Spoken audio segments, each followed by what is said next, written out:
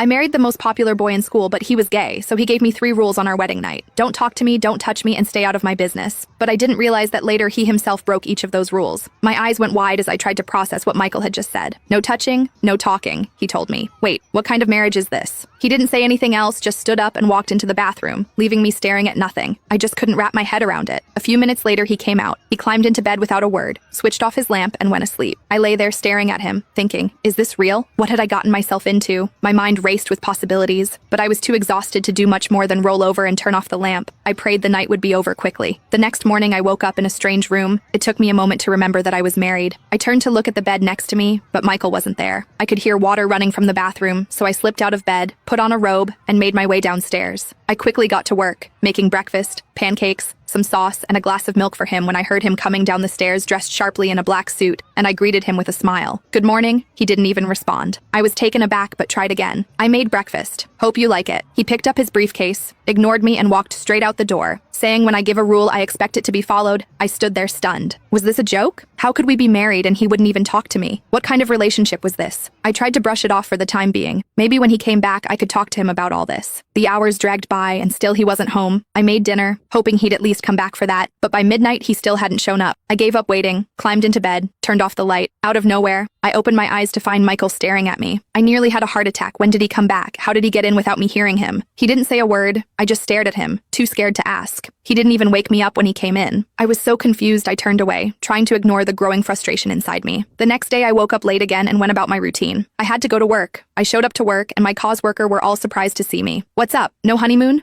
Marilyn asked with a, they were all surprised to see me here instead of spending the night with Michael. As they started teasing me, Agatha got a little too curious, checking for any signs of a wild night. You know, hickeys and all that. When she found none, she couldn't believe it. Michael, the wild man, had been surprisingly gentle, or so she thought. They were all insisting that I owed them a girls' night out. You didn't take us to the club before the wedding, you promised, Agnes reminded me. I sighed, knowing I couldn't get out of it. I'd have to convince Michael to let me go out tonight. Maybe he'd say yes, but who knew? Later I got home. I sent a text to Janet, letting her know I'd be there soon. As I waited, I realized I still didn't have Michael's number. I hadn't even asked for it, but before I could do anything, I heard the door open, and there he was, back from wherever he'd been. I tried again to talk to him. I made dinner. Want me to heat it up? He ignored me and kept walking up the stairs. I'm going out with my friends, I tried, but he stopped dead in his tracks. He turned around, his eyes burning into mine. I gave you a rule. Do you need me to spell it out again? No talking to me. His words hit me like a punch. I tried to hide how hurt I was, but it was hard. Okay, am I allowed to go out with the girls? I asked quietly. He didn't answer, just walked up the stairs. I couldn't help but sigh and make my way out. At least I could escape this weirdness for a bit. I caught a cab and headed to the club. Meanwhile, in the upstairs room, Michael stood by the window